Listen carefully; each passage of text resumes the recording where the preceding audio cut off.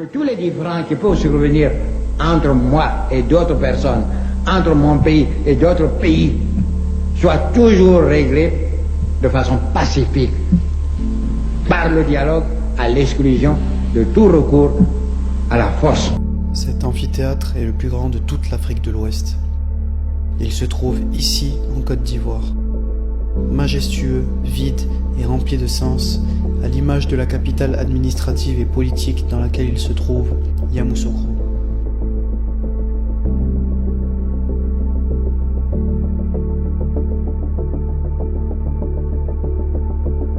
Plus connu pour sa grande et somptueuse basilique, Notre-Dame de la Paix est l'édifice religieux catholique le plus grand au monde. Voici l'une des plus grandes basiliques au monde. La basilique de Yamoussoukro. Le président Félix Houphouët-Boigny l'a construit quelques années avant sa mort. Mais ils sont où les pèlerins ?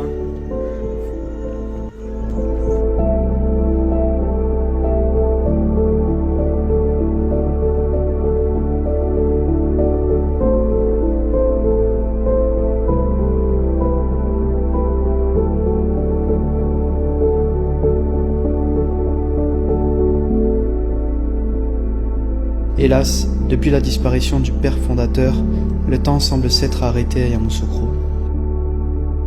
À l'image de la maison de son parti politique abandonné. Ici, c'était la maison du grand parti du président Félix Houphouët-Boigny.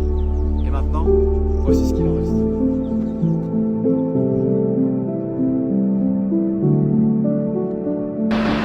Yamoussoukro devait être, à mon esprit, un village moderne, créé de toutes pièces par des Africains. En effet, le président Houphouët avait tout prévu pour faire de son village une grande capitale africaine et internationale.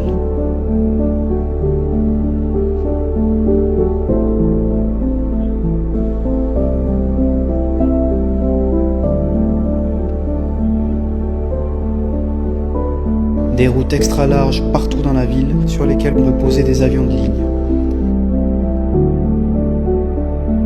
Mais désertes. Des écoles, des instituts, des universités aux standards internationaux pour former les futurs cadres et intellectuels du pays et de la sous-région, dans un cadre paisible et naturel où le bien-être des étudiants est primordial.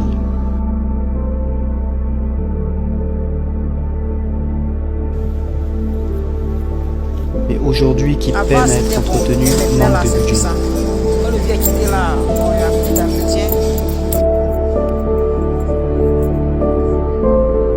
Un hôtel étoilé pour accueillir les touristes du monde entier, mais qui a perdu son luxe d'antan et qui a vu sa fréquentation diminuer après la crise. Un grand parcours de golf pour attirer les amateurs, les sportifs, les rencontres internationales, mais surtout pour permettre aux hommes d'affaires de discuter. Aujourd'hui très peu fréquenté. Un palais présidentiel avec toutes les commodités pour accueillir les chefs d'État étrangers, mais surtout bien gardé par les fameux crocodiles du Nil dans le lac du président, qui sont à présent malheureux. C'est très méchant, si je tombais dans l'eau, est-ce qu'il me mangerait? Non. Parce qu'il il n'a pas faim. Les animaux sont moins méchants que les hommes.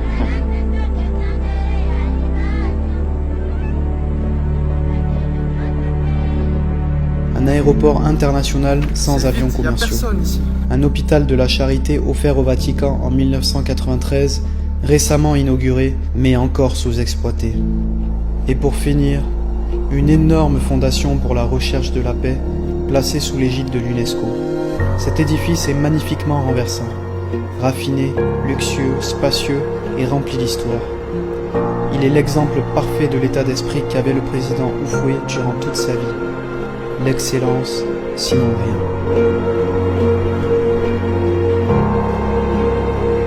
Yamoussoukro était bien parti pour devenir une grande capitale. Malheureusement, le destin en a décidé autrement.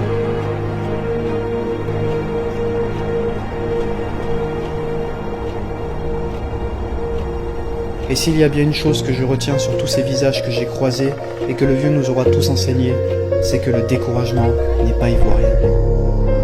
Alors demain, travaillez, ne pleurez pas. Prenez courage, ça viendra. Vous avez tout pour réussir. Une terre riche, des jeunes gens intelligents qui me demandent, comme la terre vierge chez nous, même la terre du Sahara, il suffit de quelques gouttes d'eau pour que vous voyez reverdir le Sahara. Bien, ces intelligences qui seront fondées avec le concours des autres, bien, vous pourriez traiter dans 50 ans, dans 30 ans, qu'est-ce que 20 ans, 30 ans, dans la vie des peuples, quand le peuple, le monde compte des milliards d'années d'existence. Ne vous découragez pas, je l'ai dit.